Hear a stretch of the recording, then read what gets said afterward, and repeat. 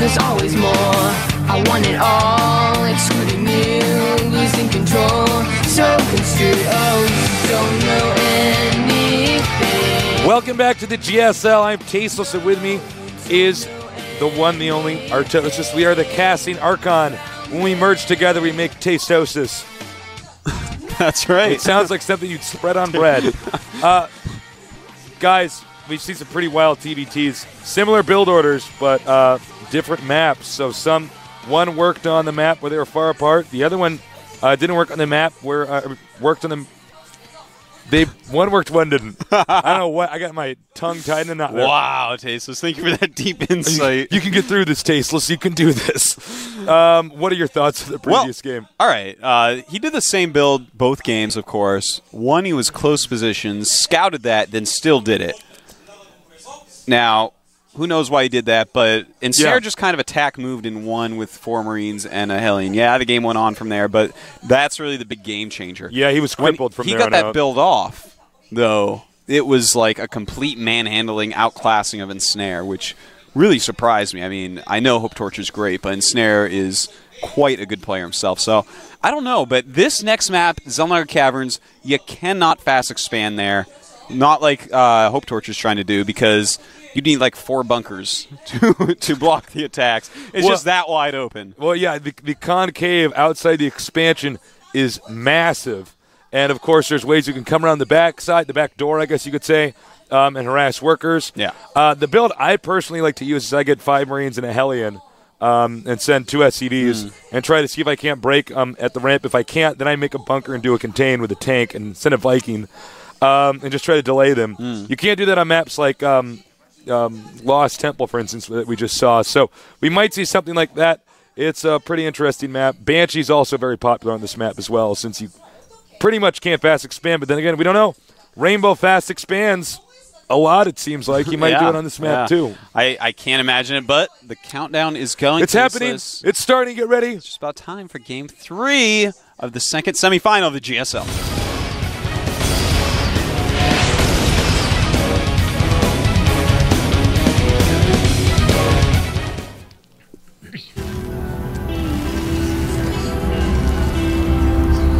Who's that? Up here? Could it be? Is it? HopeTorture. It is. Down here at the bottom left. Looking blue, but probably not feeling so blue. He is. Ensnare.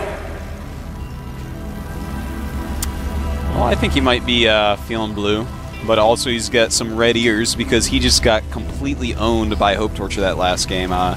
It hurts to be owned like that, you know. And here's the thing: he's a new pro gamer, and probably not as mentally tough as HopeTorture. HopeTorture can take a loss. You know, he's done it so many times. He's had so much experience with that. Yeah, that's that very a loss true. like that won't hurt him, especially the loss he took where, oh, my bunker just didn't finish. Okay, I lost. Okay, yeah, I can move on from this. But when the same build happens again and like he map owns you, that's an old StarCraft 1 turn map owned where you are beating someone so bad you have the entire map, all the bases.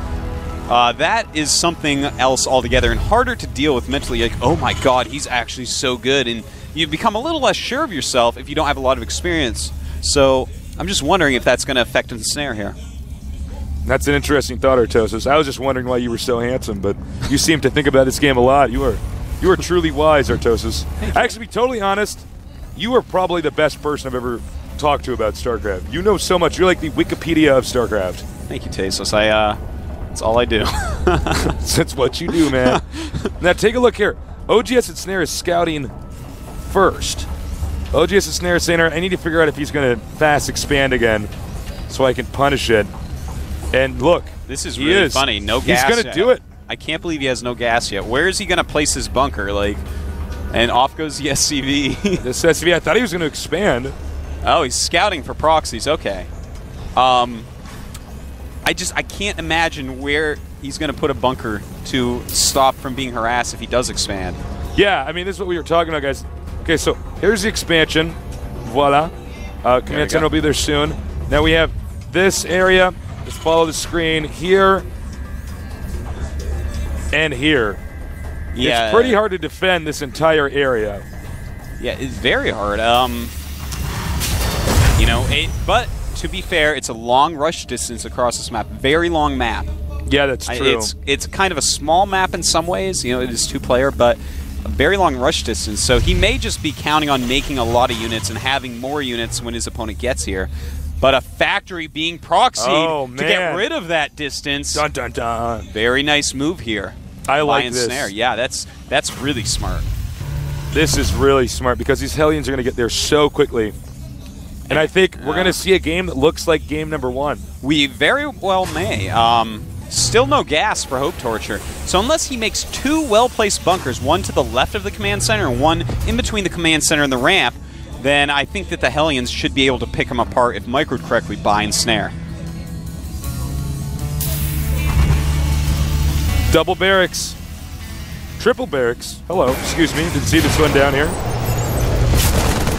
Now, get ready, guys, because OJS Ensnare is going to do some type of attack over here. I don't know about this bunker placement. This is basically made to defend Hellions rushing up the ramp here, but look at all this open space over here. Yeah, the left-hand side is really going to be a little bit of a nerve-wracking occasion. All right, Marines running up. HopeTorture running his Marine away, counting on having enough Marines to hold this off, but we shouldn't be doing this. Oh, yeah, this is just trying to weaken the forces a little bit, but not enough Marines. And here comes the first Hellion. And these Marines are toast. They are truly toast. Oh, gets another Marine. Now he can go over here. More Marines meeting up. And we have an armory over here and the factory add-on. So he doesn't make the extra Hellions. He has 1. That's fine. It's enough right now to really harass a lot. As you see, he has to run away. That's okay. He's going to use the mules in his main base for sure. Oops.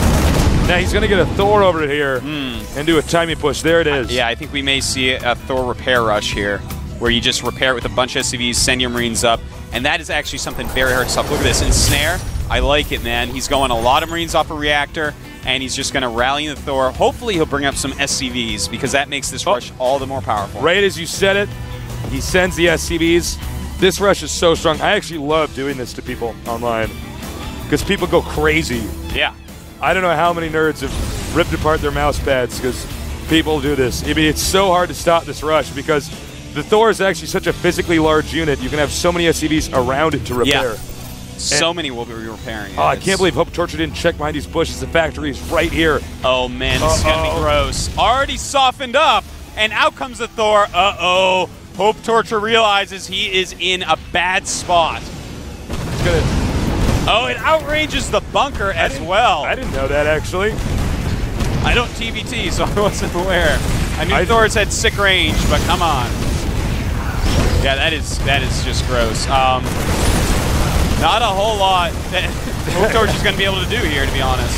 Needs a bunker at the top of this ramp. Nope, no bunker. Going to counterattack. Okay, I don't know about that. Well, no, never mind. Not counterattacking. Second Thor, yeah. This is clearly not going to go HopeTorture's way.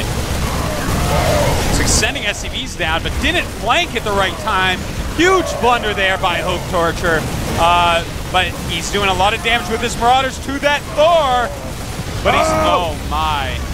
He still has SCVs though, and another Thor is out. But 3 Marauders actually can kill a Thor pretty quickly. That's right. He takes it out very quickly there. Quite impressive. But he's got just, right now, 16 SCVs against 25 SCVs. Now, if he can take out this factory, that's pretty good. We're going to have to take a look, though, and check out exactly what Ensnare has. He's done a lot of damage, but still, 2 command centers refilling SCVs. All of a sudden, HopeTorture is actually going to get his economy right back up to where Ensnare is. In fact, he has 3 mules right now, and already up to 20 SCVs against 26. Wow. I actually expected, I expected HopeTorture to lose when the Thor came out. I was actually 100% positive. It really did look like that. So I'm surprised. And now HopeTorture has a window of opportunity because all of his barracks are now producing units. He's got the advantage of the expansion. He can go ahead and contain his opponent. Yeah, and it looks like Ensnare may be in trouble here. Why is he engaging with those? Well, it's Sim that can be chased down. Looks like he may end up kiting with Marauders. gets the bunker up. So that was actually, wow, this is such good play by HopeTorture. He doesn't need any of these units. It's really great of him to just keep on attacking, whittling stuff down, because Ensnare's economy just is not going to keep up. Already, he's passed him in SCV count, as well as getting 2 orbital command mules going on. The income right now, as you can see, HopeTorture, he's got a lot more than Ensnare right now. And look at this, just running up. Crazy, man. Oh, nice. Right in the main base. Ensnare, in a lot of trouble pulling his SCVs. Good micro here, doesn't want to be flanked. Oh, nice no, hiding. his control's too good. This bunker just not in a useful position. These Marines, I don't know if they're going there to defend this expansion, if they're going there because they're afraid of HopeTorture's Marauders and Marines. Man, HopeTorture. I think that's going to be it. That's all she wrote. Yeah, this is a pretty good build order. Really is reminiscent of the early European-style TBT. Yeah, very Beta Phase 1. And while he does clean it up, this is not a good place at all for Ensnare. Look at this unit count: 11 SCVs versus 31, 2 mules versus 1. Let's just wall at this. 10 times the income. Looks like I missed a little bit of Hellion harassment here. Sorry about that, guys. He did get 1 kill with the Hellion, so not too impactful this game. No, not too impactful at all. No, no, no. You know, he's just, HopeTorture has basically got this. He's got great economy, great production infrastructure. You notice at his natural, he even has a reactor on his starport, so he's just going to overwhelm against Ensnare at this point. Ensnare is just, he's in a lot of trouble, man. He's going to have to go barracks first, I swear it. HopeTorture's expansion build just seems really, really good. Nice control with the Hellions here, not taking any losses. 6 HP on this one. He might go back in there again, try to get some more harassment off. Ensnare needs this pretty badly. He's doing a good job of keeping HopeTorture over here and just whittling things down, but at the same time, his economy is just so far behind. But he does have 5 mules out at once. Does he? He did. Oh. Not anymore. 3 mules down here.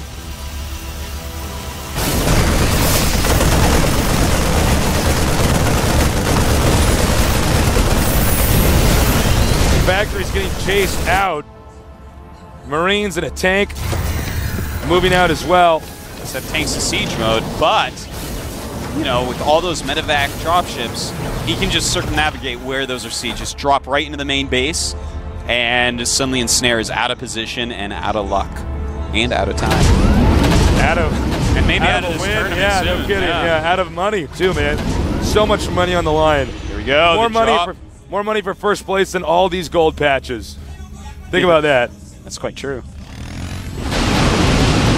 Nice tried to do a drop and deflects it. Sorry, Artosis, I keep interrupting you. Go ahead. Please, go right ahead. But no, I was just saying the same thing as Utasis, because you smart. So smart. Me so smart.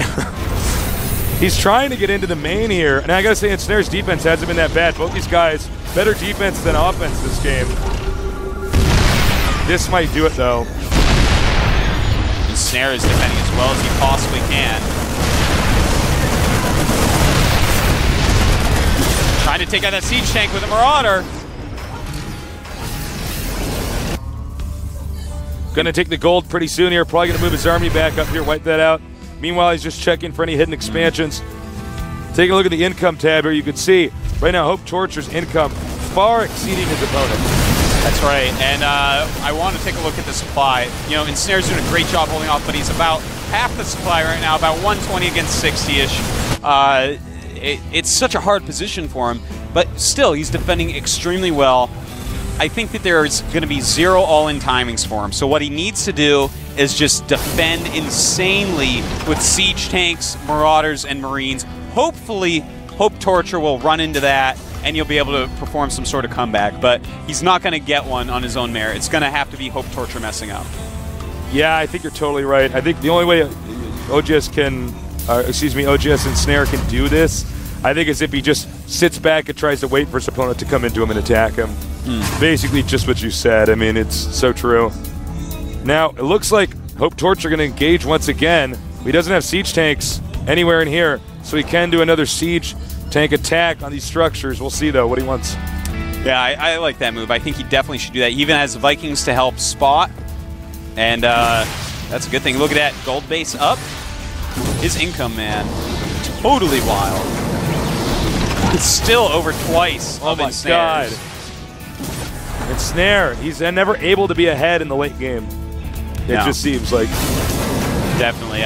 Just this build order is pretty tight. You know, if he doesn't lose right off, he gets a huge lead because his opponent is investing so much in tech units that can't stop these barracks units early on.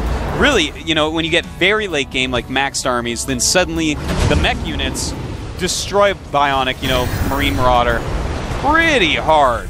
But in the early game, which is what he takes advantage of tempo-wise, it does not. Now we got a drop, and it's been spotted. Vikings catching him. One drop ship down. Luckily, he had those Vikings with him, though.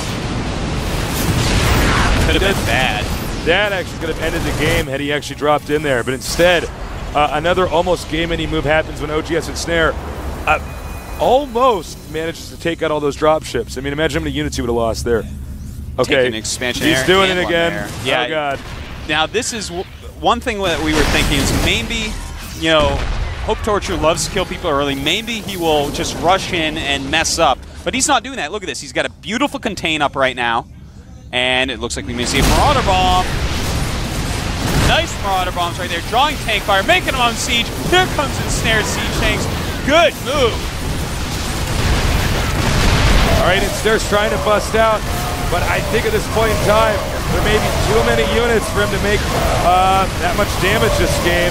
He's going to land the Vikings, and he's just getting overwhelmed. This is what it looks like when you see a StarCraft 1 pro gamer playing StarCraft 2. He just has too many units. GG. And what a game that was. Damn. You know, HopeTorture really showing us this is what it looks like when, you know, an A-team StarCraft 1 Pro comes over to StarCraft 2. It's so hard for anyone that doesn't have those years of experience of playing this way to keep up. He's showing us, even though he's known for harass, he's known for micromanagement, he's showing us that his training as a StarCraft 1 professional gamer allows him to play these economy builds. He knows how to manage an economy better than anyone that wasn't a StarCraft 1 pro gamer. I guarantee you that, that's true. Despite his style being different. I know some nerd from some other games like, no, and you're like, glasses fog up. It's not true. No, it is true. If you have that much experience in StarCraft 1 as a professional gamer, the economy management is just off the charts. You're just going to be so good. And you could see he handled himself so well out there. So, it's truth. I mean, it's StarCraft 1 economy translates to StarCraft 2 economy. It's the same type of thing. So clearly some of these StarCraft 1 pro gamers scary, switching over, man. They are good at StarCraft 2, and they're going to be rich as well. It's true. It's true. Or more rich as well, because they're already rich from StarCraft 1, like Nada and July Zerg, who are going to play in next season. All right, well, we're going to go to game number... We're going to go to the game number 4 in a minute. Yeah. So get ready for that, guys. I don't know if OGS Ensnare can come back. Let's see what happens. Actually, we got a few more seconds. Yeah, got a little longer. That's okay. I have lots of stuff to say. All right. I've really been excited by this series, man. It's like aggression versus economy style play. I love it. Let's see which one wins.